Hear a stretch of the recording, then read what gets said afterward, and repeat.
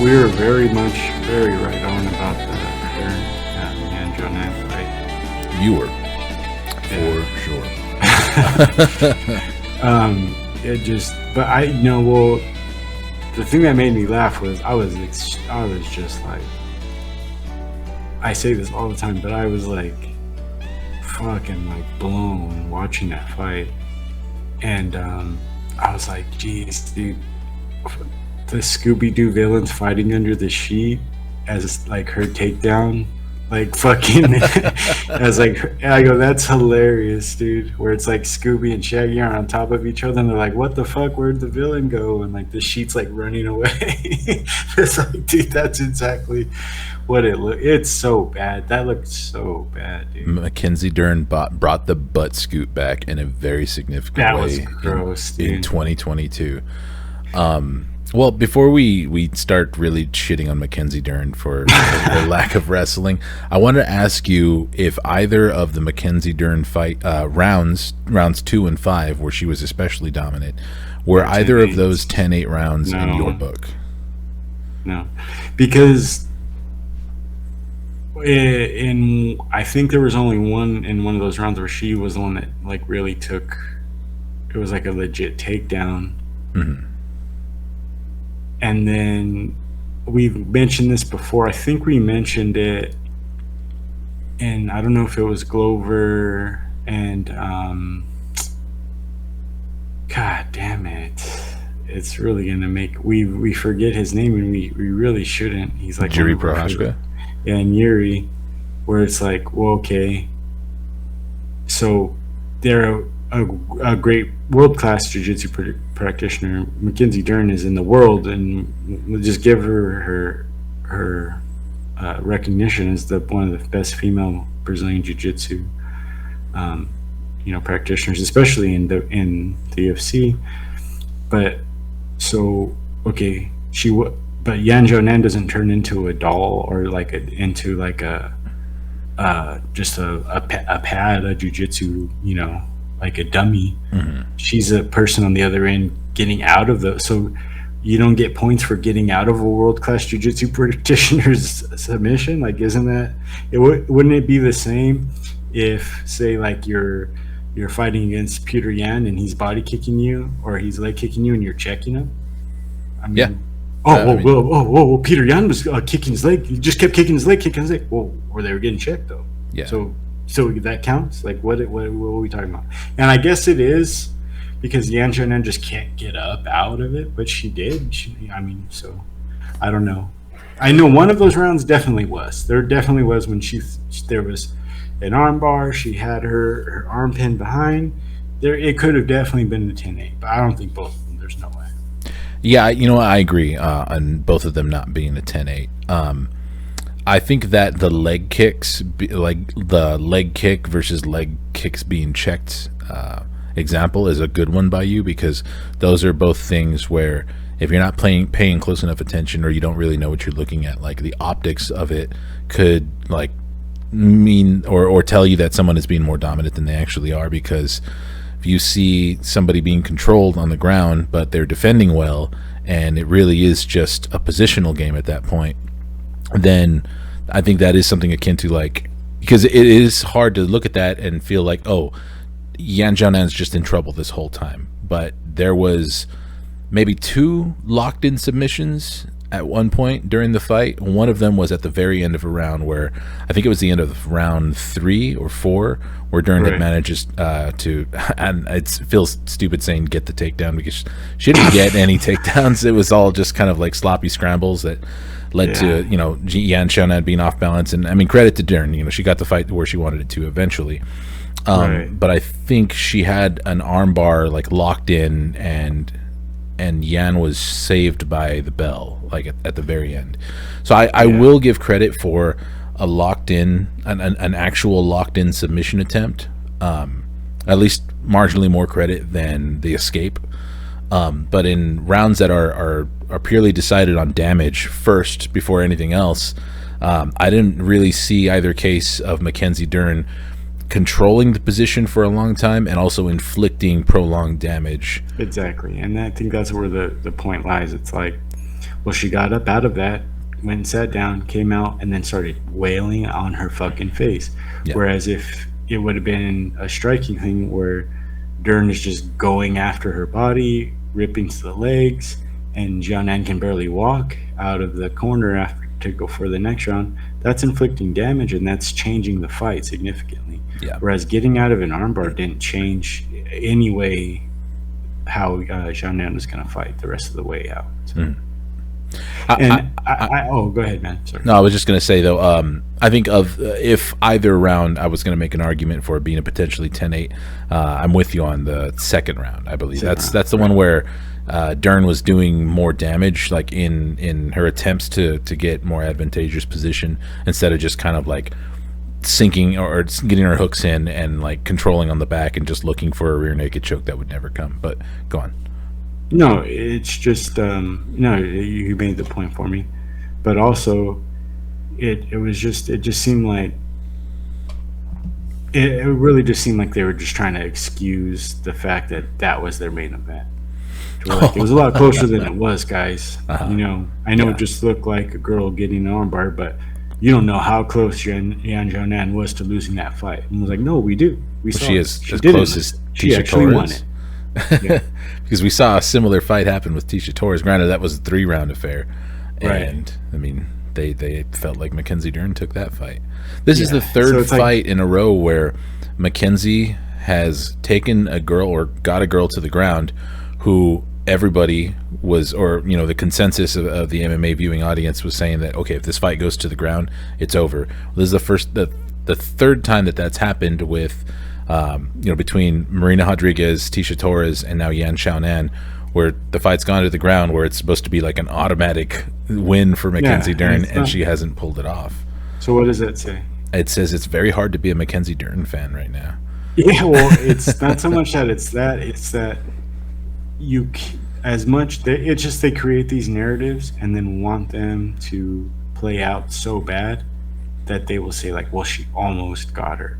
Where it's like, I feel like it's the same thing you get with or you don't get it. Like the proof isn't in the pudding with a striker, because they can mask it so they're like, that was so close to being hooked in, it would have been over. Felder just kept saying that, like, you have no idea how close that is. Yeah. And that's like saying, oh, okay, well, let's just take like a world class like Pereira, right? Alex Pereira, and oh man, that left hook was so fucking close. He would have been knocked out if he would have just hit him right with it. And it's like, well, he didn't hit him with it, and he is up and walking around, and he's fine. So I don't see a difference between it.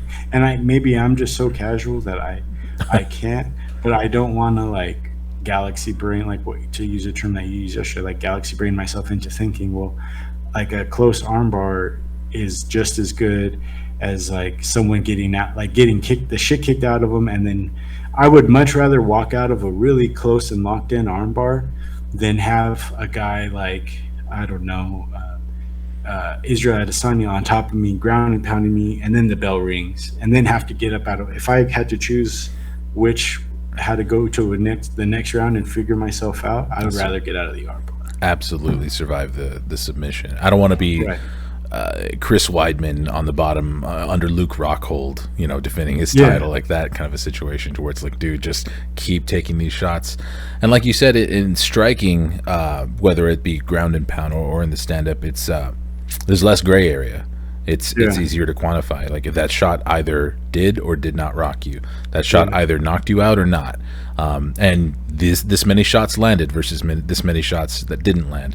Whereas, you look at control time when a girl is, or anybody is grappling, and like I think the second round, or was it the fifth round? I get them confused which one had more control time, but I think it was the fifth round where Mackenzie Dern got Yan Xiaonan down like 10-15 seconds into the round and controlled her for the rest of the round on the ground. And what does 4 minutes and 30 seconds of control time tell you? Like, not all of those exchanges or scrambles on the floor were created equal, to where you could say this 20 seconds of control time was equal to this 20 seconds of control time, which was equal to this instance where she almost had a rear naked choke locked in. I don't know. Like you said, though, maybe we are just too casual, or maybe we're coming from a place of too much disdain No, for Mackenzie Dern. it's not, because it's like, if they really did judge it the way that Paul Felder felt they should have, where it's like she almost got it, it should be a 10-8. She almost had, or who else did the same fucking thing? Juliana Pena. Oh, probably won a round against Manny Nunes. Some of those were so close. The DC kept saying that. Okay, so then why doesn't a guy, Mikey Musumeci, the dude from One FC who does the butt scoot, right? Why should he even learn striking? Just come in and pull a bunch of fucking half-ass arm bars, and you just get 10-8 rounds. You don't even have to get the arm bar. You don't even have to close it. Yeah. You can just get 2 or 3 really close submissions per round, and you'll 10-8 every time. No, that's bullshit. Let's quit telling me that shit. Quit telling me that shit. Yeah. Quit treating me like I'm stupid. Yeah. And before I feel like I'm stupid, I'll talk. I feel like I'm dumb, and I'm like, maybe I am dumb because it's Daniel Cormier saying it. And then it's like, no, I'm not. Yeah. I will give anybody who would be like contrarian to anything that we're laying down right now the benefit of the doubt that we definitely are biased against Mackenzie Dern, because we've talked about her way more than Yan Xiaonan, who actually won the fight. Yeah, I'm scraping together on my, I'm scraping together for the holiday season right now because of Mackenzie Dern. So, yeah, I'm a little biased, you could say. Yeah, and not to like ignore what Yan Xiaonan did, because we will get to her in a bit. Yeah. But to get back to Mackenzie, because I do have another question about Mackenzie for you, and that is, does it seem like her striking has arguably gotten worse because she's been kind of told that it's improved? Are we getting a little bit of the Ronda Rousey effect, where they're kind of like gassing her up to make her think her striking is so improved, so she's more willing to use it now? Whereas before, when her striking was shit, she would use it here and there. Her striking's better than Ronda Rousey, but it's not. I mean, it didn't look. She has maybe like when she gets tired, it looks very bad. It gets bad. She came out and everything looked good. She was bobbing, she was jumping. She wasn't so heavy on her front foot, and she was throwing things that were a little more crisp. And then by the third round, after those really like intense kind of scrambles, after kind of getting walked down by Yan Xiaonan, you can tell this shit just got sloppy. They got desperate. Yeah. Yeah. Because what I think is happening is her tool, or her striking, has gotten cleaned up a bit, but compared to the asset that she has in the grappling department, it's still not even to the point where she should even be using it. It's right. Like, yeah, your striking may have gotten a little bit better, but that doesn't mean that you're a striker now. That doesn't mean like, and she knows she's not a striker. Yeah, she needs just stop with everything you're doing and just go wrestle for as long as you can. Yes, and or even if you don't want to wrestle, focus on ground and pound. Focus on punishing your opponent when you have. And she had a few flashes in that, which is why I would give her a 10-8. There were some times when she was down there, but it was more trying to set up a choke where she was kind of like affecting the head to get the choke. Yeah, but that looked good. So it's like, hey, where was the like, hey, this shit? Look at this. Look at this. It's working. Check this shit Keep out. Doing that. Yeah. Or and instead of just using it just to open up a sub, which it will help with, if you keep hurting your opponents when you have them in these compromised positions, and more opportunities will open up for submissions. But also, you could potentially get a TKO finish, which would impress everybody. Like that, and they're willing to put her on a pedestal for so little that if she went out there and got this ruthless ground and pound finish, they'll talk about how Mackenzie Dern has like ascended to the next level. Right. And what the best example of it is, Khamzat Chimaev has beat almost everyone that he's beat in the UFC is a jiu-jitsu black belt, and he's a purple belt, and he's had them on the floor, and he hasn't got submitted because his fucking ground and pound is so fucking savage that those guys just can't think. They can't think to do anything with their fucking world. I mean, if Gilbert Burns can't get you, no one's gonna really get you. So and that's because he couldn't. He didn't have either. He didn't have time, or he was just a little bit nervous about really setting something up because he doesn't want to take a fucking ruthless ass elbow across his dome. Yeah. So if you put that in someone's head, like where they're just thinking, I don't want to get elbowed, I don't want to get elbowed, I don't want to get punched, they're gonna put their arm up out and not really think about it. They're gonna leave their arm out down, or they're gonna leave a leg out, and that's when you take it. But I mean, I don't know. I start talking like this, and I'm like, well, what have you done, Fatso? That's what I start thinking. As soon as I start talking like this, I'm like, Brandon, you know what the fuck you're talking.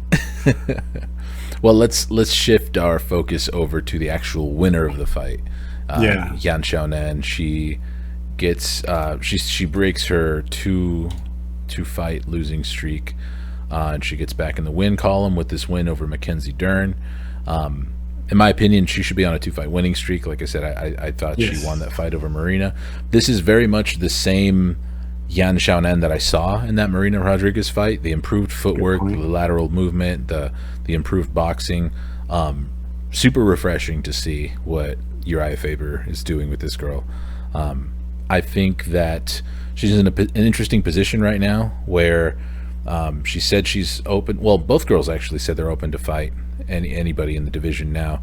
But Yan Xiaonan potentially gets rewarded by getting in a tough spot, because we all know that the strawweight champion Carla Esparza will be defending her belt against Zhang Weili in about a month. So now Yan Xiaonan has to either potentially fight Rose Namajunas or Jessica Andrade, and both are very, very tough fights. I mean, I don't know where Jessica Andrade really stands right now, or if she is just kind of wants to jump around still. She seemed open to be moving back up and down between 115 pounds and 125 pounds. Yeah. Is there, if you had to pick, if you were in the corner of Yan Xiaonan, if we're talking about picking the fight that's best for her career to get her closer to a title shot, are you sitting there in there with Rose Namajunas and kind of putting all your chips in the basket that hopefully a weird Rose will show up and make it a non-fight and lose? Or are you kind of like leaning towards Jessica Andrade fight? Is there something that you see in Yan Xiaonan's abilities to upset Jessica Andrade? It would be very hard to take out Andrade for her style anyway, just because I feel like a bully style would really kind of take her out of what she does well, which is like a very like calculated and a very like self-aware and just mentally tough. Whereas against a person like Rose, who has shown that just in some cases can be like, if you're just that much stronger mentally than Rose is, I don't feel like Yan Xiaonan doesn't have to like pump herself up to get to where she is. I think she does that within her training, and her preparation gets her to that confidence level. Whereas Andrade's confidence level comes from, I can just fucking do whatever I want, and it's going to be very hard for you to stop it. That's two different things. Confidence is confidence, but it's different where the confidence comes from. Yeah. And Andrade has that bully's confidence where it's like, I really don't care. I'll do whatever I want. And where Andrade wouldn't be scared on the ground or wouldn't be scared standing up, because she just knows she's that much stronger than anyone there in front of her. Whereas Rose really has to like focus, like, this is why I'm good. This is why I'm good. I'm good. And if things kind of change or if things don't go 100% right, then it can get dicey, which is where Xiaonan can kind of come in and take over that gray area, where against Andrade, that's just scary. It's just scary for anyone though. But yeah, that goes for anyone in that strawweight class. Yeah, and I mean, she also has the potential to maybe get matched up against the loser of Zhang Weili and Carla Esparza. Maybe the winner or loser of Marina Rodriguez versus Amanda Lemos. Although I would hope that the winner of that fight would be up for a title shot next. But yeah, nothing's guaranteed. And I think if, let's say Marina Rodriguez loses. If Marina Rodriguez loses, I think I'd be down for the Yan Xiaonan Marina Rodriguez rematch. That'd be a good one. But yeah, because as it is right now, Tapology has Yan Xiaonan ranked above Marina Rodriguez at number 4, and Marina Rodriguez has fallen back to number 7, even though she's on a 4-fight win streak. Yeah, that's wild. With one of those That's wins kind of being wild. over Yan, yeah, it's pretty crazy. But it doesn't. It's not. I guess on paper it's wild, but if you're just to watch them, it's not as wild as you would. But on paper, that just sounds wild. Yeah, on paper with the win that Marina has over her, it's sus. But yeah, I think at this point in time, I would probably pick Yan Xiaonan going into a rematch in that fight. Yeah, and is Mackenzie Dern what we saw? Is she really the number 5? Like ranked number 5? Was that really what we saw on Saturday? I don't think so. I think not on Saturday. No, I think her grappling threat. I'm never gonna if any strawweight. I do. Let's like dispel it, because we're really hating. I'm a hating ass. If you've listened to this is 28 episode, like I'm just a hating ass motherfucker. Like this is just the hate hour with Brandon. Like just straight fucking hating, dude. Because as much as I would want to sit here and also keep dunking on Mackenzie Dern, if any strawweight who I am like invested in or a fan of gets matched against her, I'm always going to worry. I'm always going to be like, fuck, don't get taken down. Like, don't let this happen. So I can't truly say that, like, no, she doesn't even belong in the top 10. Like, I think that dangerous factor about, in her grappling will keep her a mainstay, like, in the top 5 to 7. And with not too many improvements, I think she will be, like, a long time standing. Is it like a Damian Maya type deal? Would she like a Talasleus or a Damian Maya? Like which one? Because Damian Maya was just always there. I think she was just always scary. I think she has more potential than either of those guys. Wow. Given that it's a women's division, given that a lot of there's still a lot of girls even at strawweight that are kind of good matchups for her. Like strawweight tends to kind of bring on a lot of strikers and kickboxers who are impressive. Yeah. And it's especially cool because it's the lightest division in the UFC, and we still see girls like really throwing leather and getting finishes, especially in a lot of the finishes in title fights in that division. So I think when you get a lot of girls like that, they should look like tasty style matchups for Mackenzie Dern. You look at if you look to the future and consider your newly signed Bruna Brazil coming off the Dana White Contender Series, like a carbon copy of Marina Rodriguez herself. What's the girl's name?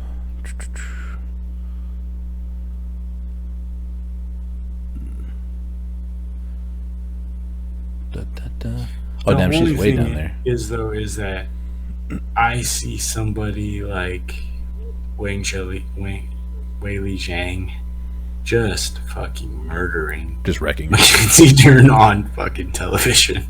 Like that would just be so gross. I just don't like to see where the disparity between the champ and someone that's number 5 were just to be outright murder, like outright assault.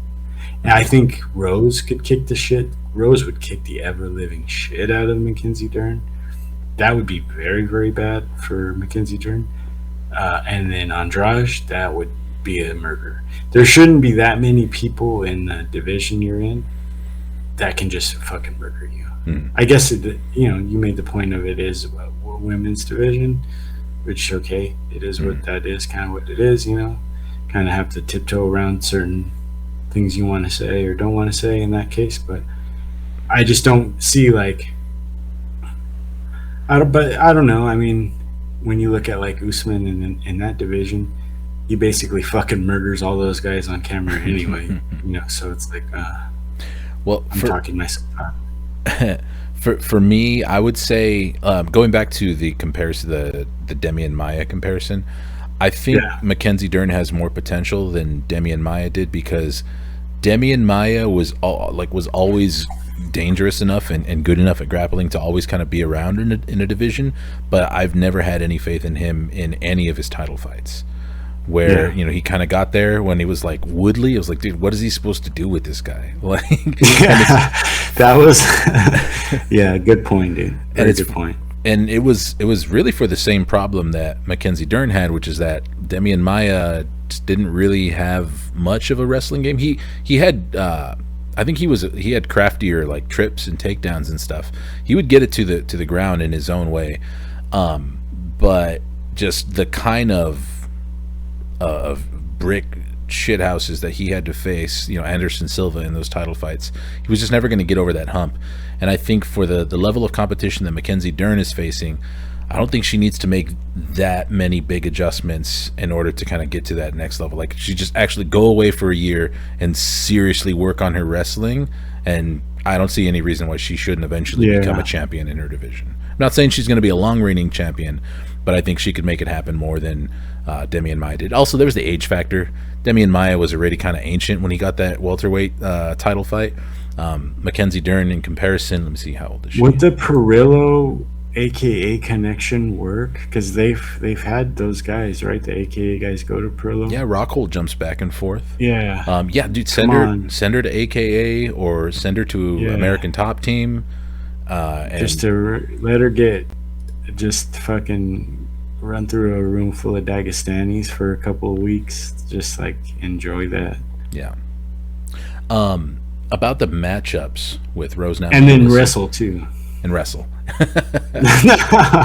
Oh. Going back to the potential of her fighting either, I mean, I think it should really come down to Yan having the pick at Rose versus Andrade, but likely Mackenzie Dern will fight one of them also. I almost kind of feel like I think the Rose. Did you say that the Rose fight would be better for her also? I'm already for Yan Xiaonan? For Mackenzie Dern. For Yan Xiaonan. Oh, for Mackenzie Dern? No, I mean, as far as like, Andrade would murder her by just pulling her arm off of her body, whereas Rose would just jab and outside, like Rose would just completely use like what's the fucking word I'm looking for? Would just completely use spacing and distance just jumping around, distance management, and just jab her fucking face off, which would be like where when GSP did that to Koscheck. Remember, like, Josh Koscheck just couldn't fill the whole left side of his face. I think, do you want to get your arm ripped off, or do you just not want to have feeling in your face? So that would be the difference between what she'd have to choose between on which, I guess for Dern, she'd probably feel a little more comfortable if she had Rose in the guard than Andrade. So I'm mostly in line with that. My only hang up is if she were to fight Rose and she got Rose down and just straight controlled her for an entire round like she did against Yan Xiaonan, like, I got you down in 30 seconds into this round, and for the rest of this round you were just completely locked down. Maybe, not getting the finish, not too much punishment, but we've never seen anybody, to my knowledge, I haven't seen every Rose Namajunas fight, but I don't think we've ever seen anybody do that to her. I wonder how spirit breaking. Carla Esparza did it, right? Carla, she won, but she wrestle fucked her in when I guess their first fight. Yeah. I just kind of wonder if it's a complete shutout like what Mackenzie Dern is able to do when she takes somebody's back. Like, what does that do to Rose Namajunas' psyche? Like, how does she get up and walk back to her corner and go like, oh, like, this girl has the ability to just completely take me out of the fight? I don't know if she gets up and goes back to her corner and has any type of with fucking Pat Barry there. But I think just the recency, like what we just last saw from Rose, kind of fucking throws a wrench into it. But because Rose is a champ, dude. I mean, she is, like, come on, she's very good. Yeah. Rose has a high ceiling for sure. Yeah. That's the thing. I just kind of get. I guess if I was Dern, I'd want to fight Rose. And one thing I'm very impressed by is you and I have been able to go about 20 minutes, and I would listen to this. We're talking about Mackenzie Dern's future, and like, so you can't say that we're not like empathetic and multifaceted. Like we've been able. I hate Mackenzie Dern. I do not like watching her fights. I do. Mhm. I would not. My life would not. My life would be much better if she wasn't in the UFC. Okay, I mean, I'm not gonna lie. I just don't know what else to talk about. Yeah. I accidentally closed my page with the news headlines, so So we are free balling off after the this. dome with the WMMA. Yeah, please let's talk more about WMMA. Yeah. No, yeah, we don't have a card coming up this weekend But until the Yanja, man, 15th. I will say, is just very good. She Mhm. didn't take that. It's just hard because of again. It's like we really won't know until she fights Mhm. Weili or she fights Rose or Andrade. We won't know because how good Dern is, or if it was just Mackenzie Dern being limited as she is why Jianan looked or won, Mhm. or if Dern is actually that good and Yan was just better. So what did we see? Mhm. That's one of those we're talking about Pitbull, like who are you beating? Who is that? Like that's kind of how in my head, but we won't know until she goes up in competition level. But she looks great, and to your point, Uriah Faber is a very good trainer. That very good. Very happy with what he does with his fighters. Josh Emmett. You've got Song Yadong. You've got Yan Xiaonan. There's just a lot of guys there. And I think I mentioned it to you. Like he kept because it was so quiet there because Zuckerberg rented it out, and he was like yelling at Mackenzie Dern, and he was like throwing out. They're like you could see him like yelling out, and then your favorite like looked at Mark Zuckerberg was like, "Dude, shut up! Uh-huh. Like, shut up!" Dude. Because it was so quiet. So I think it was muffling. They were trying to talk because they have to talk through an interpreter to Yan. So Yeah. they're yelling at the interpreter's yelling into the cage. And then so they're trying to do that, and then Zuckerberg's right there in between yelling, and they're just like, "Okay, dude, you're throwing it off for us. Shut the fuck up." That was so funny to me. That was such a weird thing to see. Especially since like you mentioned, and I didn't even really think about that, but yeah, he was having to deliver his directions through an interpreter for Yan. So it's like, dude, we almost have the perfect scenario for us to be able to do this with our fighter because there's nobody in here. Yeah. And you, literally the only person who is allowed here who isn't like an official or UFC staff, are fucking it up, guy. So like, just please stop talking for this fight. Yeah, I was in like by that time, I was just like full blown edibles, Brandon, and just like watching Uriah Faber instead of watching the fight. And I was like, "Whoa, who's he yelling at?" And then I look, and then he's trying to talk to the interpreter, and the interpreter's like, you can tell he's distracted. He's like not, because he's like, well, Mark Zuckerberg's just yelling this like fucking shit at. So, and that was such a weird thing, right? Zuckerberg there with his wife, and that was such a weird thing to me. It's just weird. Let me say something about Yan Xiaonan really quick before we transition to that. please. But yes, good to go to that next because that's like I already had that thumbnail ready about Zuckerberg, but I was forgetting about him. But what I would say about Yan, because you mentioned about like we still it feels like it didn't tell us a whole lot about Yan or like where she stands compared to the top 3 girls in the division. I would say as far as looking at how she did with Mackenzie Dern compared to almost any of Dern's previous opponents, is I was impressed by the fact that Yan was like legit hurting her on the feet. There was some instances where she landed and I thought like I almost kind of like stood up to my feet and were like, you can get a finish. Like she felt that she, like, yo, just pour it on, you might be able to finish her. And she never quite got the confidence to throw like more than 1 or 2 strikes at a time, just like picking her shots, throwing a really heavy strike to kind of stunt the movement of Mackenzie Dern. She wasn't really trying to go. Does that come from being nervous about getting into a scramble situation to where like she can trip and then all of a sudden she has like she kind of gives leverage to Dern, where she like overcommits to like maybe a clinch or something, and then that's the only way Dern's going to get her to the floor? Did that kind of, because that would go through my head where it's like if I run straight at her to knock her the fuck out or I miss with the knee, am I in a position to where Dern can get me down? I think it's a combination of that and her Sanda style, where it is kind of a bit more focused on like just calculated heavy shots and just sticking and moving a lot. But also exactly what you said though. I mean, Mackenzie Dern's only strategy to get the fight to the ground is to just get her hands on you however she can, and then just like try to fall with style and hope that you follow her down, you know.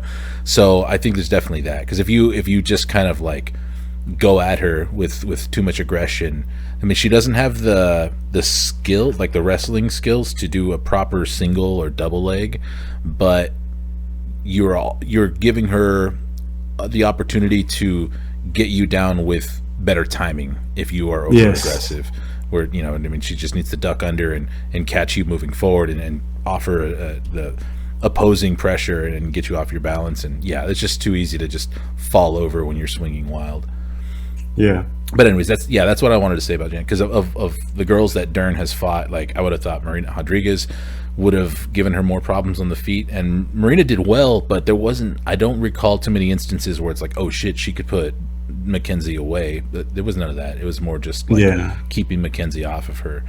Same with Amanda Hebos, which is Mackenzie's loss previous to that back in 2019. Hebos won that fight by decision, but didn't have Dern in trouble or anything like that. I would say that Yan is the closest that anybody's come to finishing Dern. But anyways, Mark Zuckerberg. So did he rent it out? We don't know. I mean, we'll never know, I guess. But Dana's a lying fuck. Why lie, Dana? Just I don't know. But like, I heard he would have been so cool. Have been like, look, fucking the Sadiq fight fell through. The fucking what? God damn it! What was the other fight that was on here? Cody No Love fell through. The fucking card went to shit. You know, what do you want me to do? You think I'm going to give him Yes Island? No, I'll give him Dern and Yan Chunan. Who gives a fuck? Rosenstrike versus Chris Dawkins at heavyweight fell through, which, I mean, is meh. Whatever. Tabitha Ricci versus Jessica Panay, like you mentioned. Cody Garbrandt versus Hani Yahya. 1, 2, 3, 4, 5, 6, 7 fights. And then not only that, like, okay, well, he got what he paid for, because his wife got fucking scared because Howney Barcelos killed the guy in the fucking ring, and the wife looked like she was a fucking Ralph. She was not handling herself, dude. Yeah, when the homie's head got split open, and she realized, like, that's not hair dye, that's the boy's blood. And then the ref, the fucking doctor, like, spread the kid's head apart and is like, is he all right? All right, and then goes, well, close that up. And she was just like, Jesus Christ. And then Howney just comes out and just keeps fucking him up. How weird is it that this is the card that Zuck decides, like, hey, Dana, I don't think he decided. I think it was like an Dana offer. was just like, if I'm going to give you one, I'll give you this one. Kind of makes me wonder what kind of a guy Zuck is. Like, because I'm not reading fucking tabloids or anything like that, or keeping up with lifestyles of the rich and famous or billionaires.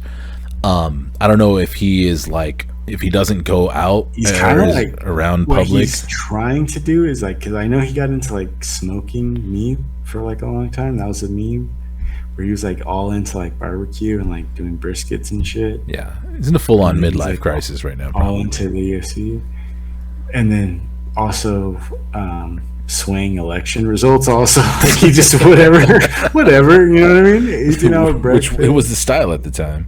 Yeah, completely forgetting, like, or completely leaving off like huge world news events to like sway election results. Yeah, you know, one of the two. I mean, when he's not doing roast pork shoulder, just eroding democracy. That's yeah, just taking away human rights. But whatever. I had messaged you, or I DM'd you this though, like, to his credit, which I'm not going to go out of my way to give him any credit, but or too much credit, but to his credit, like, the dude showed up for a heavyweight MMA fight, because I think it was the first one that I saw him sitting cage side, and I mean, either he's an ultra casual or he's an absolute hardcore, because he was watching Ilir Latifi versus Alexei Olenek with full concentration. Like, dude, Yeah. this is a That go fight up was and very bad. this is a go up and grab a beer or take a piss fight, and he was ringside like, no, I am taking all of this in. So yeah, I'm curious like what the main draw for this card was. Like you said, it could have just been offered maybe, but I don't For see. me, like seeing Sadiq Youssef fucking fight would be cool. The Giga Chikadze Sadiq Youssef fight would be worth paying alone, just to watch it. I guess you could say that would have been cool to see, but it didn't work out that way. But I don't know. There's some, I mean, that's just a like yeah. Because I mean, we're I totally guess- just speculating too. Like we don't have any insider information. If We're I just- really had to guess, it's not as deep as we're making it out to be. I think he probably has made the offer before, and Dana's like, "You're crazy. You're fucking stupid. There's no. I mean, why would I do that?" And then now it's just like so many fights fell through. This shit's gonna be a fucking. And there was some good fights on this one. it was. So, I mean, but you know, it would have been hard to call out if it would have been good. It could have been very good or very bad. And I think he probably just fucking wore him down. I'm sure he's probably been doing it for the last, you know, especially since like COVID, to where it's like you have to keep the crowd numbers low. I'm sure he's made the offer more than once. I'm sure this wasn't the only time Zuckerberg like made that proposition, you know. Potential for Mark Zuckerberg money, or Mark Zuckerberg to start pumping money into mixed martial arts in some way. Do you think that that is more potentially good or bad? If he goes to one and helps them with their money issues, that would be great, because fucking Dana doesn't need any of this guy's money. Let's just call that what it is. Like, the UFC doesn't need it. Go to ONE FC, they're losing money, you know, for what he likes to. If you like to see fights like the ones that you were talking about, which why can't I even fucking think of it now? You just brought it up, but I go to ONE FC and give them all that money. You know what I mean? They'll take it for sure. You mean Sanda fights? No, well, just I mean, this card seemed like it was like you had a Mackenzie Dern who was like a super fucking specialist. As far as they have that, you like Brazilian Jiu-Jitsu, dude? Go. Yeah, you could They have really geek out. they have very good female fighters. I'd say MMA in ONE is very good too. Yeah, I would say ONE is a great place. If you're a fan of WMMA, which is just fucking Invicta is Fascism. Invicta is in shambles. Fascist right-wing governments. Invicta is in shambles. Hearing me say that, by the way, like really, like ONE is the place to go if you Come like on. WMMA, not Invicta. But yeah, I will. How I'll much say it. How much spank bank material do we give you, Kenny? And you're just gonna turn your back on us like that? Yeah, I'm a big WMMA fan, and even I can't stand to watch Invicta sometimes. You really have to like pay attention to who's fighting. I can't just sit and watch an Invicta card. But anyways, yeah, ONE would be cool. The thing about Mark That's Zuckerberg, Gabby though, Garcia, right? Is Gabby Garcia's Invicta? no, she fights in like Ryzen and stuff. Yeah. Oh yeah, she would. Yeah, she'll probably be fighting Gary Goodrich soon, because he's getting Ooh. jacked again. Yeah. I can't say I wouldn't watch that fight. Actually, that's fucked Oh up. yeah. What was it? Oh, as far as Mark Zuckerberg like funneling money into mixed martial arts, or for whatever reason, because say he's in a midlife crisis and he's just like crazy about combat sports all of a Do you sudden. think he does a Foxcatcher thing? Have you seen that movie, Foxcatcher? Refresh my memory. It's with Steve Carell, and it's like that true story about you speaking of Gary Goodrich, of those brothers, those wrestling brothers, and god damn it, and Well, I don't recognize it though, so yeah. But It's it's like DuPont, like the DuPont, like the pain and all, like they're just, I guess that company just makes everything, and then he was like heir to the DuPont, like multi-billion-dollar, and he was like one of the weird recluse heirs to it, and he made this like crazy ass wrestling center, and I think it was in Connecticut because at the time, wrestling they're just in it, and so he was just this crazy billionaire, and he made this insane. It was like better than the Olympic wrestling centers that they had at the time, and so these guys could go and wrestle and train and get ready and get paid to do it, but they just had to wrestle with this fucking weirdo.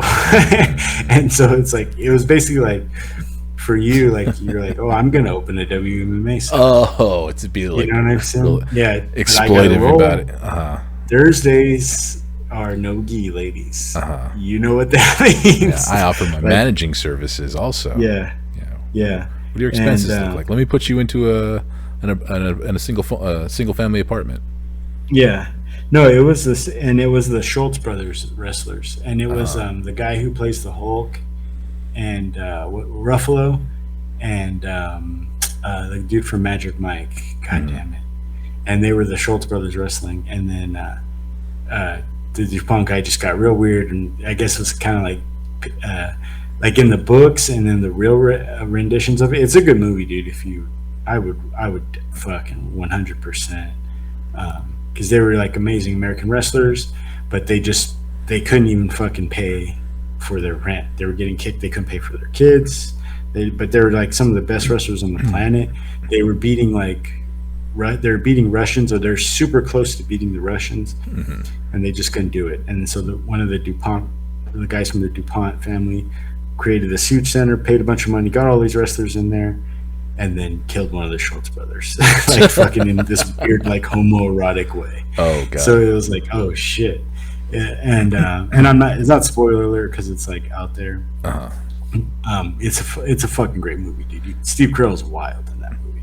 I was about to right before you mentioned the murder part. I was about to say, well, that would be the dream, right? Let's hope he does a Foxcatcher, like yeah. you see something like this and be like, oh, a billionaire. Wouldn't it be so cool if he was such a nerd about the sport that he just sponsored a bunch of fighters and made it so that they don't have to struggle and have OnlyFans pages on the side. We talked about it, like make it like a F1 thing. Like, why couldn't Zuckerberg make a Zuckerberg Team Zuckerberg, pay all this fucking money, and just let guys like, I don't know, Jalen Turner, who doesn't have to sell spiders. You know what I'm saying? Anymore.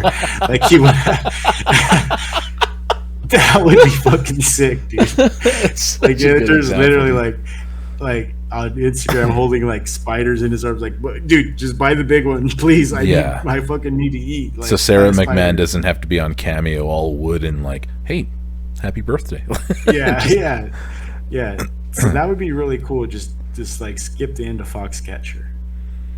That'd be great. Like if it was just one level away from it, that would be super cool. And I think I guarantee you, and it could be pretty fucked up, but I would play around with that idea if I was Dana. I would just say, hey, Zuck, you want Team Zuck?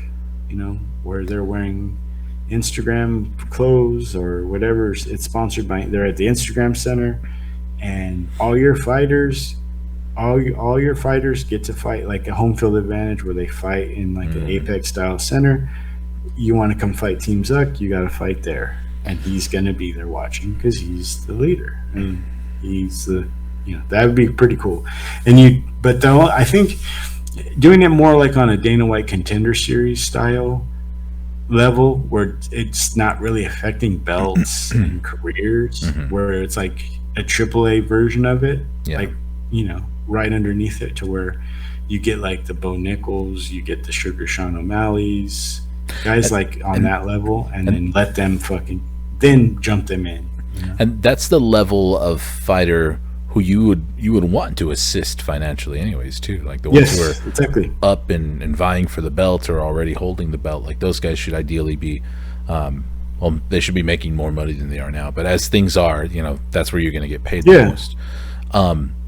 So that's laying down a pretty interesting scenario that I would be cool if they explored a little bit more, and if they're not going to let, like, instead of just being like, yeah, okay, Venom, you got the entire roster, and like still at least give the illusion of choice to the fighters, where it's like, okay, you can be a Venom Fight Gear fighter, or you can be this other brand, and make those brands kind of compete a little bit more, instead of literally signing off the entire roster to one brand for the same price that they would be paying for one NBA player, you know? So yeah, that would be interesting. Initially, I was thinking like, if Zuckerberg was going to start putting money into MMA for whatever reason, the last thing I'd want him to do is get involved with Dana in any way, because I'd worry that I'd worry that the billionaire Zuckerberg at the end of the day is going to be most concerned about making money. And so if he wants a return on his investment, no matter how much of a geek he is about mixed martial arts, or let's say he's a super fan, like let's say he's been watching this shit for a while and he's on the same level as us, like he could sit and just like shoot the shit with us about MMA. If he wants to get a return on his investment, he's going to put that money with the only organization who's like just raking it in, and that's the UFC. Because I mean, he could just invest in Endeavor and become like a part owner or something like that and get his slice and just make the money. But if he wants to, I feel like the real geek though wants control. Like you want to set the pieces on the board and be like, fight for me because I have a blank check and I'm like filthy rich and this is just how I want things to play out. Or sponsoring fighters. And to anybody listening to this, like, I know every other talking head in mixed martial arts has talked about how shitty it was, about the fact that Zuckerberg seemingly rented out the Apex Center, or Dana gave him full exclusive access to the Apex Center. Either way, like, yeah, it does suck. Yeah, it kind of screws over the fighters because, you know, the fighters couldn't have their families in attendance, because oftentimes it's like, that's all it really is like most, like Apex, their team, families, and a few VIPs, because I know sometimes they have like the 2 seats with the table for like, you know, some VIPs. It kind of sucks for them, but I mean, yeah, like I said, we would just be kind of crying into the wind or repeating the same thing everyone else said. We were just like, yo, this is a really shitty thing for Mark Zuckerberg to do. Billionaires do worse. I mean, I'm sure he's done worse than this. And if he really wanted to, he could be ringside at every single UFC event till the end of time. So yeah, whatever. I think that the randomness of it, the exclusivity of it, just the way it all went down, and you know, everything that we don't know surrounding it, makes me want to kind of like speculate and think like, what was the move here? What was the plan? Is there something that Mark Zuckerberg has in store for the industry of mixed martial arts that would just fun to speculate about? So if Dana was smart, he would do what we were saying as far as like farm out the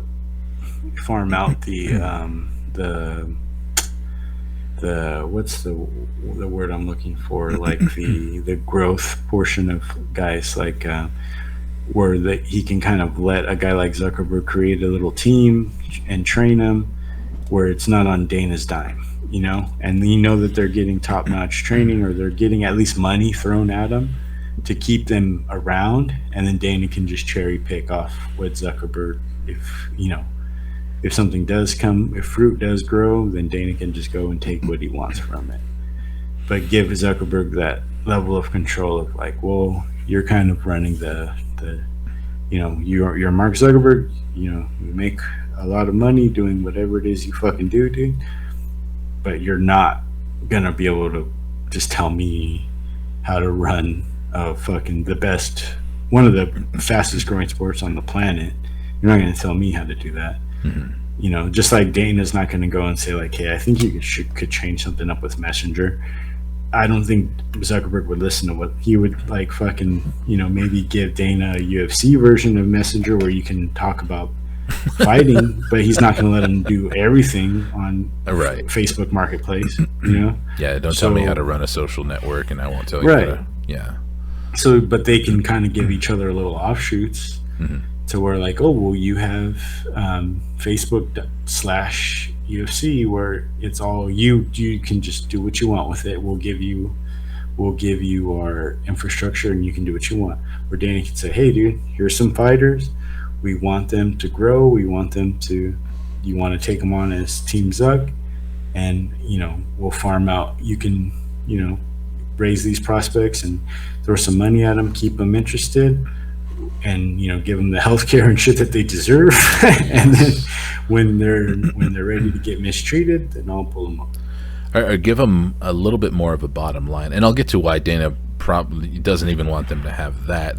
Dana really wants all of these fighters to seriously be starving for an opportunity, because that's the only way he can get them to be down to do like what Kevin Holland did and just be like, oh fuck it, I just fought, dude. Somebody fell out, I'll fight again. Put me in. Who cares? I'll whatever I can do to get favor with the promotion. And it takes somebody who is hungry. It takes somebody who has bills to pay and isn't sure if they're going to have money to pay those bills to be willing to do those types of things. Isn't that like what the Joker said? Like, you don't feed their dogs and then see how loyal a hungry dog is. Like, you take the food away, a hungry dog will bite the owner. You know what I'm saying? Kind of thing. That's an interesting comparison. And then you got everybody the Joker from the outside looking in, and who says like, oh, like, these dogs are pussies because they're not fighting in the best best organization. And then you bring in the Michael Vick, where he just kills all the fucking dogs. What was the point I was trying to make? Oh yeah, but it's not like they don't already do kind of a version of that. Anyways, like with the Monster sponsored fighters, who are like those fighters literally just get a check for being like a monster fighter or whatever, and they post some shit, and they post Hans Molenkamp grind on and letting Hans Molenkamp totally exploit them.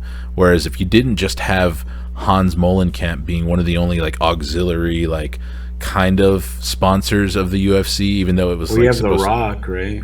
So now there's Monster, there is Crypto. I'm not sure, Crypto something. Well, Dana's doing that because he wants to start paying fighters in crypto, right? Isn't that what he wants to do? Was Trevor Lawrence the football player who took his contract in crypto and then like a day later? No, that's Odell Beckham Jr. That was Odell. And he basically paid money to play for the Rams and won a Super Bowl, and like he's in the hole, and then got injured, like catastrophically injured. I shouldn't be laughing, but god damn, it's so Odell Beckham Jr. It's so illegal that should even be able to happen to anybody. No, but he did it, and they even told him. I know the NFLPA, he took the risk. Like, they said, "Hey, listen, motherfucker, what the fuck are you doing? Oh, like you're setting kind of a weird precedent here." He's like, "No, I'm gonna do it." And it was when crypto was like wild, And that Super Bowl, like the fucking last Super Bowl, every commercial was crypto. It was embarrassing how many crypto. Hey, remember NFTs? Exactly. You fucking morons. What the fuck? Jesus Christ. Yeah, he took. I think it was like. And then everyone was like, he's a genius. This is setting a huge precedent. A lot of fighters or a lot of football players are going to end up doing that now. And then, like, I think after everything, he walked away with his knee being completely different for the rest of his life. He will always feel his knee ligament just isn't there. He has like some dead guy's fucking ligament in his knee now. And then he got 25 G's to win the Super Bowl. It's like, what the fuck, dude? That is wild. Okay, so apparently, I just looked it up right now. Apparently, Trevor Lawrence did something kind of similar, but he didn't lose nearly as much money, because I guess they were like right away reporting that like he lost about like 15 million by taking some of his pay in crypto, which he refuted, but didn't say exactly how much he lost. Yeah. But anyways, going back to so there's The Rock and Under Armour with The Rock's shitty shoes. There's the Crypto.com sponsors are Crypto something, Monster Energy, and Venom. Those are the only four that I'm aware of right now, and those are not all created equal. Well, there's Modelo, but the fighters don't get any Modelo sponsorship. Like, they're not wearing anything at Modelo. They just Amanda Nunes. Well, they get that commercial once in a while. They'll pick a random fighter to use a commercial, but like Brian Ortega, Rose Namajunas. But as far as like, and the shoes doesn't count at all, which we didn't really talk extensively about. They didn't even let Johnny Walker wear them outside. He was walking barefoot on the street. Yeah, I haven't seen what the payment. Silence this phone. I haven't seen like what the payment structure is for fighters wearing those shoes now. But I'm You're all negotiating some man call with the hooker for after the fuck. Oh, God damn it. 75 an hour. just wait outside with my dog until I Yeah. Just go walk the dog. Yep. All right. What else do we talk about in this episode of the Fight But Club I wanted Weekly? to make the point of, and I think it's been made by a few different people, but just to go way back, was like if you watch like was it Randy Brown and Trinaldo, to where Trinaldo was throwing a bunch of wild shit, and it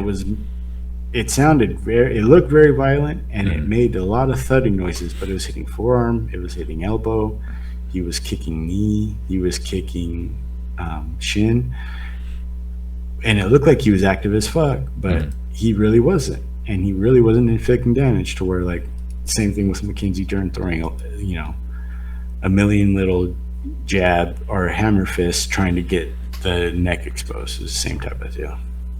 Good point. Yeah. And Randy Brown, first team like eye test, dude. That guy looks crazy. That guy looks huge. Yeah, despite Francisco Trinaldo's age, like you said, like he was every bit, like he hasn't slowed down one bit. Like, oh no, he looked good. 44 years old, even for welterweight. It's getting old. It's getting up there. Dude, I hope I'm not dead at 44 years old, let alone fighting Randy Rude Boy Brown. That guy is huge. And then I hope I don't have to call other people to take me to the store when I'm 44 years old. Yeah, dude. The one thing too that was super fucking annoying about this too was all these fighters thirsty as fuck in the post fights, like, get me to 100,000 followers, go on stake.com and all your betting needs and skinny bets and blah blah blah. Like, dude, it did really seem like all the fighters all realized at the same time, like, oh, we can still plug whoever we want in our post-fight interview. And like, if that's what it turns into, then that's going to turn into like trying to listen to a Mark Maron podcast where you're just fast forwarding the fucking beginning to get to the Andy Richter interview.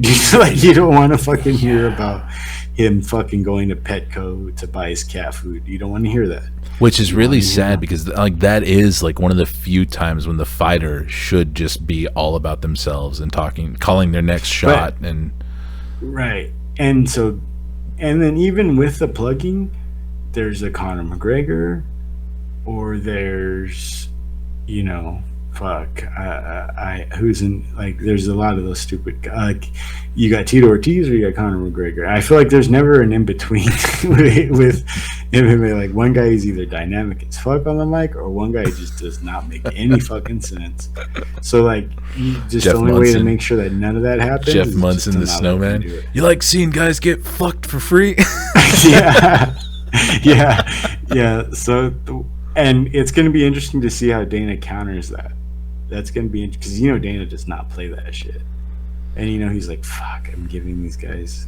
And then, like, seeing fucking Felder in the cage, like, God damn it, this guy's really saying, give me the 50,000 Instagram followers on here? Like, what the fuck? Speaking of Felder, dude, what are we doing with that Alir Latifi post-fight interview? Like, he let that man go on for, like, 2 minutes straight. He was, like, begging for that fucking, like, after that fight, and he was begging for a fucking 50 G's or whatever, right? He's basically just begging, right? It's like Felder went into a fugue state and forgot where he was for a bit. I think it might have, I've heard some other people, like, this wasn't from my own initial observation, but I think he might have been thinking that Alir was going to retire and was probably like kind of like giving him plenty of rope to talk. Because I guess some people pointed out that at a few instances, Alir started to look like he was going to take his gloves off, but then it just never happened. Yeah, man, that was just cringe as hell. The whole, and then I think you're right. It was like a snowball effect. Like, they're like, this guy got it, But then the Giga Chad, I love that fucking interpreter, dude. He's just so fucking badass. What is his name? Can you look that up, please? I see you have it open. He is so badass, because he, like, a lot of interpreters, you'll see him, like, especially like if it's like a Southeast Asian interpreter, or like Russian, they're just kind of like stone faced, looking dead ahead, listening to what they're saying, and basically like taking something in and then spitting it out in a different language, churning it out. Yeah. Yeah, this guy's like, he's following like what the fighters are saying in Brazil, like Johnny Barcelos. Like he was like, look, and Johnny was getting excited, like in the interview, like, yeah, I want to do this and I want to do that, and I really would like to fight this person. And I want, because he was getting excited because the interpreter was like looking him in the eyes and like kind of going along with it, like yeah, and like they're having a conversation where like it didn't feel like you're like talking into a robot's head, that you're actually speaking to someone. And then he like fucking elaborates on the point and he gets it across, and you gotta get the emotion back out of what the fighter said. And it's like so cool to see how that guy does that. Yeah, he like acts it out for them. Like whatever energy that they're laying down, he tries to pick up on that same energy and deliver it in the same way. Yeah, you fucking fumbled. You picked up my fumble there, what I was trying to say. But his name is Fabiano Busquet. He's badass. He's a fucking G, dude. He's the best. I guarantee you that guy, whatever Portuguese version of Whose Line Is It Anyway, that guy kills it, dude. That guy fucking murders, dude. Yeah, that's that guy's the Wayne Brady of Brazil, dude. I mean, think back to when, like, we would have to, whenever there would be an Anderson Silva fight, and people would be like, Ed Soros isn't really telling us exactly what he said. Oh, Ed like, Soros, yes. I remember, point, like, dude. Everybody would run he was lying on Anderson or something, right? Yeah, everyone would be like, no, Anderson said this, and he's, like, withholding information and shit. Like, people would run to Sherdog and MMA Underground to find somebody who could translate it and be like, what did he actually say? Was it a fucking Key and Peele bit, or was it actually Joe Rogan when... like Joe asked him like this long ass question, and then Anderson or one of these guys made a fucking wild ass like long 30 paragraph answer, and then Ed Soros is like, no. And then they're like, he said no. He really said no. Like that's what I got out of that. I don't. And he's like, yeah, no. I definitely recall there like some instances where it's like, was that really all they said? And I equated it more to the translator just being like, sorry dog, you expected me to remember way too much, and then just them being a subpar non-Fabiano Busquet translator. But yeah, I can't think of the specific example you're describing, but I'm certain that it wasn't just a Key and Peele skit though. Yeah, it should have been. They could have done awesome. But I think there's definitely been an instance with Waleed Ismail where something like that has happened. Waleed Ismail does the opposite. His fighter that he's translating for will say like 5 words, and he'll like go off and give like a whole speech on their behalf and be like, he said he want to drink his blood. And, yeah, dude, it's crazy. Yeah, we just want to take this opportunity to say that what's going on in Ukraine is terrible. And like the fighter's like, yeah. It's like, you didn't say that. Let's take a peek at the news. Fedor in shock over countrymen fleeing draft. Are we going to go there? Are we going to talk about... well, that's how I got caught. I remember I sent you... so, like, I heard about Khamzat, like, whatever happened with Khamzat. I saw this, like, Fedor thing.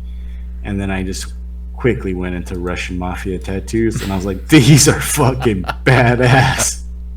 Dude, Russian prison tattoos are the sickest. Alexander Emelianenko probably has like the dopest, and they're like the perfect mix. Sickest ones. Yeah, they're like the perfect mix of like all the iconic stuff, but low quality enough to be convinced that like, oh, he got those in jail. That's not like a professional rendition of those tattoos. Yeah. But yeah, I mean, Fedor would be like none of it's funny, but the first headline that I saw right now, but the more relevant news being that Khamzat Chimaev is now stuck in Russia because I believe he was about to visit Chechnya, and they supposedly that's fake though, right? They're saying that's not what happened. I saw an article that his manager is claiming that that's not the case, but nothing has been confirmed officially, to the contrary, or like that he's actually stuck. I feel like it's one of those cases where if it wasn't true, we would probably know definitively by now, because it's such an easy thing for Khamzat directly to clear up if that's not the case. But I mean, he's also kind of like playing the bad boy right now also, so I mean, I don't think he's too worried about it. What's the word? He's very much like on the mongoloid level of intelligence. So it's What's like, the word? Let me. what's the word? Oh, mongoloid. I don't think, and we're definitely talking out of our ass here also, but do we think that Khamzat Chimaev would be drafted, being that he's such buddy-buddy with Ramzan Kadyrov? Like, I don't see Kadyrov sending his pet onto the battlefield. No. Well, what Dana should do is like, hey, make that lesbian basketball player go fucking fight. Give us Hamza. You can take her, Brittany Griner, or what's her name? Is that the one that was arrested in Russia for let smoking her weed go or something? Let Hamza come back. I mean, I bet, no bullshit, Dana could probably facilitate getting Khamzat out of Russia. No, yeah. I mean, Everybody has a price. Some people listening to that are probably going to think, dude, what the fuck do you think Dana is actually capable of? I don't know. I think he's got somebody's phone number in his phone that could probably facilitate that. He's going to be in a certain part of the world in the next couple of days where those boys get things done very quick, Exactly. like when they want it to get done. And world events, wars, just don't matter. Yeah, to those guys. Inhabitable deserts don't matter. Yeah, they'll still. Oh, rain. Yeah, we'll just have a robot jizz in the sky, and then all kinds of fucking rain will come down. Don't even worry about it, dude. Zero natural resources. Yeah, it's all right. We'll build the most technologically advanced city in the middle of it. Oh, you play the World Cup in the summer? Oh, it's gonna be during Thanksgiving now because we want it where we're at. Like, yeah, the World Cup has always been in the summer. No, it's in November now. Yeah. So, sorry, guys. So, interesting development, but I can't say that I'm too worried that Khamzat will be kind of like stalled from his UFC career from this. Absolutely not. Yeah. I mean, it would obviously be very, very strange, just straight up weird, a weird thing to have to talk about if he or some other relevant Russian fighters that we know of were actually drafted and we're actually having to go to war or whatever the scenario looks like right now. That would obviously be fucked up and tragic. But I don't know where everybody stands on those sorts of things. I don't know. I don't have a feel for which fighters are not on board with that. I know there's been some news about like some of the Dagestanis criticizing Team Khabib or Team Abdulmanap for not speaking out against the draft. But I mean, it's a complicated situation over there. It's not as easy to just speak out against the powers that be when you live in Russia. Yeah. I'd be the last person to really even try to wrap my fucking 4-year-old brain around all of that shit, dude. Yeah. Probably a bridge too far for us to tackle that. I just hope whoever needs to be. I hope everybody's safe. I hope no one ever anywhere should get drafted. That's terrible. Even a guy like Khamzat, what's he really gonna do? So yeah, you bring everybody in. Let's use this as a moment to bring everybody in. Let's negotiate on behalf of the innocent bystanders that are let's bring it home. Coward, sitting on the line. I'm just kidding. Yeah. Pick a side. Yeah. No, I completely agree. Yeah, whatever would be the best for all parties involved. Sort of, I guess. Not for Kadyrov. Fuck that guy. You can burn it now. But for all the fighters who are like the rest of us are just fucking. They have. Did you see that video though? That they where they had like infrared cameras, like infrared like lit cameras that can shoot RPGs, and they fucking through a wall could see what was going on. Like they can find targets through a wall. And they found all of the Team Abdulmanap in a hot tub, or what? No, there's 10 guys in a hot tub. They found a Russian fighter, a Russian soldier blowing another dude, and then they fucking shot an RPG through that wall and killed both of them. Ukraine did, or Russia themselves? No, Ukraine, like the Ukrainian like missile like I don't know if it was like a drone or what it was, but it was like a thermal like a where you can kind of see like almost what Predator sees. Yeah. You know what I mean? Yeah. And then it was like, what is that? And then you just see like one dude standing there, and then like there's like a protruding object coming off of the guy, and then there's another dude like just blowing the other guy, and then the next shot you see is just a fucking something comes off a drone and just blows that fucking little part up. Like, damn, dude, that's how you die. No more than no more than 5 minutes after you just said, "I just hope everything is good for everybody." Yeah. Did you see that guy blow the other guy? That was pretty funny. No, those guys signed up. Both sides. Just these Both poor sides. bastards trying to get some head before No, the end. dude, they weren't poor bastards. It was Russian Troops. like Russian infantrymen. So it's not like, they weren't at like some like Moscow bathhouse enjoying themselves. Yeah. Like it wasn't Butter's dad. It was it was fucking it was like they were soldiers. Well, and they were like in a bunker and like through like a fucking however it is, like basically like put on a Predator mask. They saw them blowing each other and just blew it up. Yeah. Well, the Russian government has been insisting that like all of or everybody that they've been sending into battle since the beginning of this conflict have all been like their reserves, have all been like the weak armies from like satellite states and shit like that. And they keep insisting that we haven't sent like the true like Russian military might, which is probably bullshit. But that also kind There's of probably like, a little bit of there's probably a some little truth there bit too. of column A, a little bit of column B. Yeah, because I mean, if they're to be believed, which it probably is true to some extent, but that would also mean that like a lot of these guys who marched into Ukraine at the beginning of this were just dudes that they picked up off the street from like Kazakhstan and shit like that, who were like, "Hey, these are the orders, man. I do this for a meal ticket." But Operation Gypsy Shield. It was like all the fucking gypsies they just threw at them. Oh man. Anyways, here we go. It's classic Krusty, dog. Classic Krusty. Let me be blunt. Is there an infantry shortage in Russia right now? Kenny, go. Let me go back to the news headlines and see what else we can talk about. You know what was so funny was over the weekend I did like a little mini social experiment where like we all know Arman Sarukian is team Balwash Arman Sarukian on my side. Sure. I've come out and said that I believe he will be top pound for pound fighter within the next 3 years. I still believe that. So they were announcing the Sarukian and God damn it, Damir Ismagulov fight, and like on Full Violence and like MMA Uncensored and all these things, right? So what I did was I was like, okay, I'm gonna do both sides and then see like who I get answers from. So on Full, I put in the comments like, well, Armin is basically, I go, you guys have a typo. Armin is undefeated. He's only lost to judges. And then you get like, you're a fucking casual. He lost to Islam.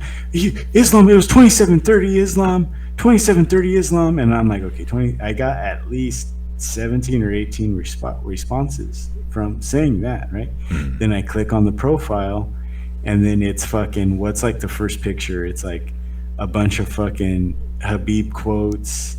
It's a bunch of like pictures of Habib and Islam like training and like basically so those like, no chin carny dags that like, yeah, exactly, dude.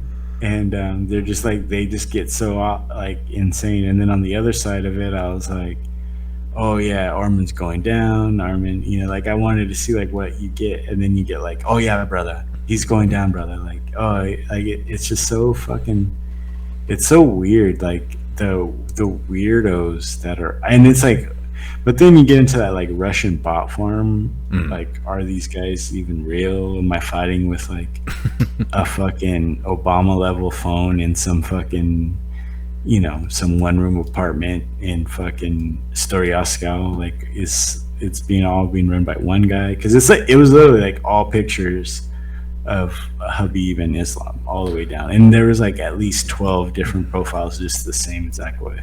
They're probably just legit like Slavs. Team Abdulmanap fans, but also guys who've been watching this sport and they know that Mateusz Gamrot is the one true king, and so that's probably why you're getting a lot of like positive responses on that end when you're being critical of Armin won that fight.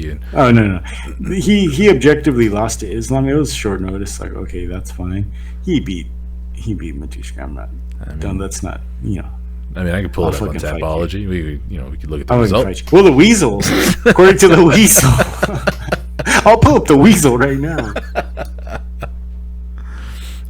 Yeah, no, it's a tough one. I don't get how anybody who's been paying any attention can really think that, like, or jump on board with a take like Arman Tsarukyan is a wash, or like he's not going to be shit. Like, it's, dude, what are we doing? Yeah. You just like arguing with people if anybody's like subscribing to that. They're definitely doing them no favors, and we talked about that before. Like Demiris Magulov, tough fucking fight. To like, he will probably have the toughest, other than Charles Oliveira. What grosses me out the most about the UFC though, because it's like, how does Justin Gaethje just get to fight? Like Michael Chandler, like someone broke down Chandler's, like who he's fought. Like he's fought, like, okay, so now he's fought Tony, and those are his big wins. That was already Tony off of 3 losses. That was Tony's 4th loss in a row. So it's like, that's not an impressive win, guy. Yeah, why can't Tsarukyan grab a Tony fight? You know what I mean? Like, why can't, Or how about Michael Chandler? I don't remember if I talked about this on the last episode already, but I was getting really, really frustrated because I knew it was going to happen. I knew the closer we got to this Oliveira Makhachev fight, these guys in the top 3 who I don't even like really dislike as fighters, like, but outside of Poirier, I don't care. Poirier is still allowed, but Poirier is a stand-up guy. Justin Gaethje, I'm done with that guy. I don't. He has Dana White privilege. There was a time when you could be like, oh yeah, Justin Gaethje will fight anybody. He's not that guy anymore. But I was expecting it from Chandler for sure, because he is the most company man of the 3. So I was like waiting for him to inevitably criticize Islam Makhachev getting a title shot or getting another opportunity over him with this excuse that Islam Makhachev doesn't have any top 5 wins. But it's like, dude, my brother in Christ, you are a guy in the top 5 who refuses to fight him. Like, literally the only guy who was willing to fight Islam Makhachev in that top 5 was Beneil Dariush, who's another guy who's gotten fucked out of a title shot at lightweight. So he's the only guy I will listen to say, like, and he did say, like, if who did he say, if like Chandler gets a title shot or who someone else gets a title shot and I don't, then it's just clown. You know that there's just no excuse. There's just a clown show. And it's really unimaginative too. Unimaginative because, like, dude, we literally saw all 3 of these guys get their shots back to back to back and all get finished, and yet you are still, or the promotion is still obviously bending over backwards to try and keep them in the mix, to run it back with them again when you have a strong division full of guys. And even if it's a little too early for them, like, even if you're somebody who like truly believes this is too early for Islam Makhachev, he hasn't earned it, he's not that guy yet, whatever, the more people that you have, I mean, it sucks to see them lose if they go up against the champ and don't pull it off, but then you have a series of people who have all challenged for the title, and that enriches your division, because then they'll have to eventually go back and start fighting down in the rankings again, unlike the top 3 guys, and that just makes the division better, because then you would go see a guy like, let's say Fiziev gets up there and gets his shot, gets booked against Justin Gaethje, gets a title shot, comes up short, and then he has to go backwards and fight a guy in Jalen Turner, and Jalen Turner gets the win over him. Well, that makes that Jalen Turner win that much better, because Fiziev was just in a close title fight with the champion. So yeah, I don't know. It's the same thing like I've said about strong divisions having a lot of active former champions also. That just makes your whole division better. Like that, every win is given more relevance to everyone behind it, and they're really just about like maximizing profits by getting the lowest paid guy into the biggest, highest profile fight possible. Yeah, Jalen Turner's just hoping to have a good litter of spiders. He's just like he's like poking him like that one looks extra plump. How many spiders am I? Imagine, dude, this opera music in the background and he's just like breeding spiders. Thousands of baby spiders. Yeah. Yeah, it's an interesting one for sure. That's got to be weird for him because like after they have babies, they die, right? Wasn't that on Charlotte's Web? Like she had. Do you think he cries extra at the end of Charlotte's Web? Yes.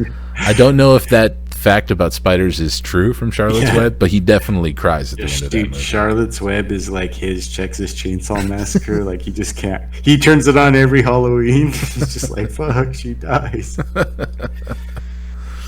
They're so misunderstood, those spiders. Yeah. Wow, man. It's just, and then that's the big thing about why I firmly believe that Sarukian will be top 3 pound for pound soon, because we will look back, because his fights, they age very well, where Chandler's fights age like 1998 dog shit, where the dog shit just turns white and crusty. You know what I'm saying? Like, because they've still been eating bones and calcium. It's all wheat. In their They're diet. just eating pure wheat. Yeah. That his fights turned into dog shit. Where Arman Sarukian, so he's fought Islam. So like the guy that he lost to, he could have beat, is fighting for the title in Abu Dhabi. Matrushi Emrat is who he beat, is just a fucking killer. There's all these guys that he's fought and either beat or fought and lost to are fucking animals. And then 2 or 3 years from now, when he just runs through the division and he's the champ, they're gonna be like, he did it when he was 24, when he was 25, he was fighting the top of before they were the top. So wild, man. It's just such a weird, because a lot of people like to give credit to UFC for not being boxing, whereas like the best fighters fight each other, which is very true. Mm-hmm. That's great. But then you get these situations where like Gaethje and Chandler, where these guys just skip the line for no fucking reason, just because they're old or because they've had 1 or 2 crazy fights. You know? Oh, it's guys that they've deemed to be like financially viable, like regardless of the matchup. Like there are some guys who are matchup proof, where it's like this guy will give us in terms of like viewership and however that translates to money, this guy has a dependable floor. Like Justin Gaethje is a proven commodity. You can match him up with anybody. He's probably going to get around the same amount of views, even if it's a shit fight or it's a fight where he's deemed to be like protected or something like that. So I think part of it is them not wanting to do the legwork, and once they've established somebody as a moneymaker, they want to protect that. Because I think it's pretty obvious that there are certain fighters they protect, and it's I mean, they still fight. And when I say protect, it sounds fucked up, like I'm insinuating that they're fighting cans. But I think you get situations like this where it's like, okay, we're only going to put you up in matches where you, with a win or with an exciting fight, you will still be in the mix, even if you come up short. Like even if you lose, as long as you give the entertaining, like Michael Chandler style fight that we're all paying for, we're not going to knock you down in the rankings so far. But I mean, even then, they don't need to justify anything. They've done so much ridiculous shit. It's just weird. It's just frustrating, man. It's what's so good about it makes it bad sometimes. Because we do want to see the best fighting the best, but we want to see it happen at the top of the division. Because I mean, the issue in boxing seems like once these guys get to a point where they have like a massive undefeated streak, and like they don't want to risk it against each other, because that O means so much more in boxing than it does in mixed martial arts. Because in mixed martial arts, we see some of the best guys fight each other, early in their careers when they're nowhere near the title. That's because Chandler's beat what, Dan Hooker and Tony Ferguson. Dan Hooker and Tony. Yes. Dan Hooker lost to Oliveira, beat Ferguson. lost to Gaethje and then beat Ferguson. Yeah. So 2-2 in the UFC. Yeah. Why are we still listening to you? Just try to keep your AirPods in your ear without them falling. Let's start there. We are right at about an hour and 30 minutes, so let's put a bow on it. Sorry this was a mixed bag, everybody, but thank you for listening anyways. If you liked it, hit like, subscribe, ring the bell. Fight plug friend, amazing fighter. That guy is a fucking killer, dude. That guy is wild as fuck. The fight, what was it, Sexy Mexi? Oh, fucking dude, Mini Charles. That fight was fucking ball tingler, dude. Thank you for reminding me about that fight. Yeah, let's go back and ball wash these guys because, first of all, how awesome is it that in 2022, Shoot to Box is relevant? Like, if you would have told me exactly around 2014 that, like, hey, remember Shoot to Box, like Vanderlei and Shogun, like that camp, well, they're going to be relevant again. Like, if somebody gave you or showed you a meme back in 2008 or back in 2006 and 2005, the heyday of Shoot to Box, and it said leaked 2022 Shoot to Box fighters, and it just had Oliveira and Daniel Santos and Pauliana Viana, you'd be like, what the fuck is this? Like, I think it's really badass. Has that come back around to, because you look at Mackenzie Dern does not hard spar, and look what she looks like when she gets into a fight. I guarantee you they very much hard spar at Shoot the Box, and these guys, they get rocked and they're able to, because in that first round, Daniel Santos was out on his feet. Twice. Chicken leg, at least twice, walking around, and he came out like a fucking zombie and just fucking killed our boy Castaneda. Just fucking, I mean, that was wow. And Mike, because we were trading commentary on this fight as it was happening, he was really big on Castaneda, and Castaneda, to his credit, looked great. Sexy Mexi, in the first round. They were standing in opposite stances, and that left high kick was just free for him. He landed it clean twice, and like you mentioned, he had Daniel Santos on doing this stanky leg, and it looked like it was only a matter of time. And to see him turn it around the way he did, but what is John Castaneda made of? Also, though, to credit to him, he got hit with everything in that second round, and he never went out cold. Like, even then, the referee still had to pull Daniel Santos off of him, and John Castaneda was just still like he was on all fours, but still staring ahead, just like a drunken, violent zombie. He was just that was so badass. Yeah. I burned the food on the grill watching that fight, dude. I burned food. I was just like getting blazed, watching it on the thing, and then I go, oh, fuck, the hot links. And they came out good, but that fight was so good, dude. Man. Comeback of the night, for sure. Yeah. Daniel, so,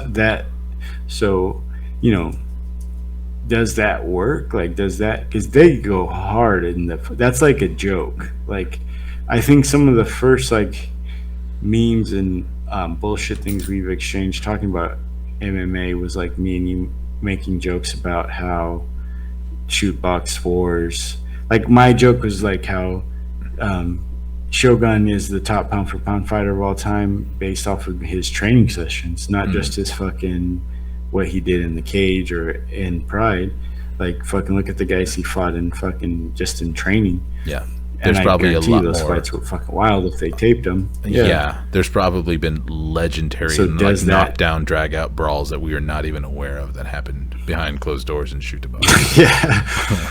Very scary ones, dude. Where like those showers ran red with fucking blood from piss, dude. Guaranteed. I mean, even now, a while like during Charles Oliveira's title reign, you can find videos of him doing those gauntlets where he is hard sparring a grown-ass man, and then they'll stop it and then bring in a fresh guy, and he has to go with the fresh guy, and they just keep on doing it. I've heard them describe those gauntlets before. I think there's also a video of somebody... City Kickboxing does that, and they say like that's where we got it from. We learned it. It's called... what is it called? It's called Shark. It's called Shark Day or whatever it is.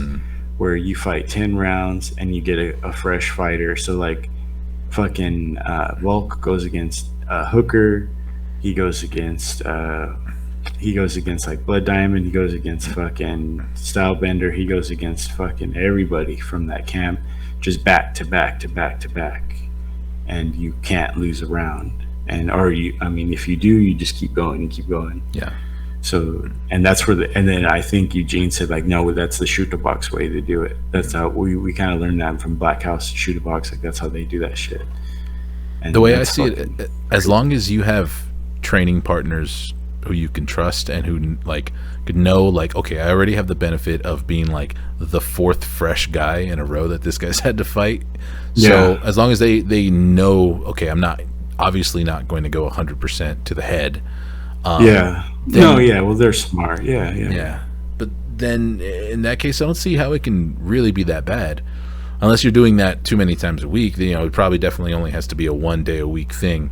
You can't just put your body through that over and over because, like you said, you know, there's more to it than that. You have internal organs to worry about too. Yeah, but it goes to show, like, towards the end of like Cowboy Cerrone's career, he stopped hard sparring, and then he just looked like dog shit every fucking fight. Like every time he got hit, he just got chinnier and chinnier. Mackenzie Dern just can't fight. She barely even hard spars. Can't fucking, when she gets tired, her fucking shit goes downhill. Everybody thought that Robbie Lawler was onto something when he started announcing that he doesn't spar anymore. Everyone's like, "Oh, that's really smart." And of course, it makes sense. He's been fighting for so long; he knows how to fight already. He doesn't need to spar anymore. And then, like right when he said that, he lost his title and stopped winning fights. Stopped winning fights in the impressive, like, Robbie Lawler way that we know. And if Daniel Santos hadn't experienced a version of what we're describing before, very likely he doesn't get out of that first round, because it would definitely that's a place where you need to have been before to know how to function and know how to survive in that scenario. Because he was. It's like that, like, adage or that, like, philosophy of, like, before you teach a kid to swim as a toddler, just throw them in the pool, and then they get out or they don't, and then right before they get out, you go get them. Teach them how to survive first, right? Yeah. So comeback of the night for sure. That was an amazing submission fight. of the that night. Was so cool. Both of those fighters are very good. I'm excited to see both of those guys fight again. Either way, there's no loser in that fight. That was amazing. Very knee. Santos hit him with the fucking knee. That was just fucking crazy too. Yeah, you could hear it like crazy. The audio of it was nuts. I believe I didn't catch who missed weight in that fight, but I see that it was scheduled for 140 pounds. So I think they're bantamweights. But somebody blew. Yeah, I heard him mention it was a catch weight, like in the pre-fight. So yeah, two bantamweights, or if they happen to fight at featherweight, either way, perfectly fine. Really excited to pay more attention to those guys moving forward, because neither guy was on my radar before that fight. Submission of the night. Do you have any other of the nights that you want to hand out before we check out? I'm tempted to give submission of the night to Sadiq Youssef, because it was just so unlikely, and to get that done in only 30 seconds. I mean, granted, Don Shainis was making his debut, but that's exactly what you have to do. Like, that was no win at all. Mm-hmm. It was so funny having to hear Anik, like, Don Shainis, though, he's pretty, he's gonna bring it. And then he just gets kneed and choked in like 30 seconds. And even I was trying to find some reason to think, like, well, maybe this Don Shainis guy has something. He's got 2 regional straps, and it's like, nah. Sadiq Youssef is arguably, I mean, who do you, it was Brendan Allen, right? Or Arnold Allen, I'm sorry, he lost to. Pretty much all the guys, I mean, that's not a slouch to lose to. So Sadiq Youssef, just give him the Giga Chikadze fight. Giga should be fine now, right? Like, you would think, like, before Christmas, get him in there. Yeah, you would think that they can get Giga Chikadze in there before the end of the year. There's a lot of fighters who, I mean, we're nearing the end of the year, and it's still no indication that John's going to fight before the end of the year. Yeah, we could start talking about other fighters who've been on the shelf. Yeah. Tatiana Suarez has been saying that she's expecting to get in there in the fall, and it's like, well, you need to book that fight soon if it's still going to happen this year. So yeah. Any other of the nights to mention? Well, Jaime Barcelos just fucking like future star of stars, dude. That that guy just has it written all over him, dude. Unless something wild happens in his career, like hopefully, just prayers up, bless him as far as like his injury luck goes, and just having smooth training camps and nothing really bad happening to him, because just he looks like a I just all the way around. Like however you want it, he'll give it to you. Because Trevin Jones isn't like the best fighter of all time, but when he's good, he's very good. Like he should not have looked like that. I agree. Yeah, Jaime Barcelos is a guy who you need to keep your eye on for the remainder. If not because he's going to make waves or be a contender in his division, but just because he's never in a boring fight at all. His style is just so pleasing. Even if you're a casual fan and you just like seeing stand up, like you're right at home in a Jaime Barcelos fight. And he said he's like, I need to fight again. I have a kid coming, so I need to fight again. Please, like, just throw me out there because I want to pay for my. Hungry guy. Cool, man. Let's call it there. Thank you for everybody for joining us again for this 28th episode of The Fight Plug. If you're still here, then that means you liked what we were talking about. So give us a like. Let us know that you liked it. Leave a comment if you feel so inclined to do so. Definitely subscribe and hit the bell. And if there's nothing else to talk about, then we will be back next week to break down the Viviano Araujo, Alexa Grasso fight. Yeah. And whatever else is on that card. I'm sure we'll make an episode out of it somehow. All right, man. See you later. Later.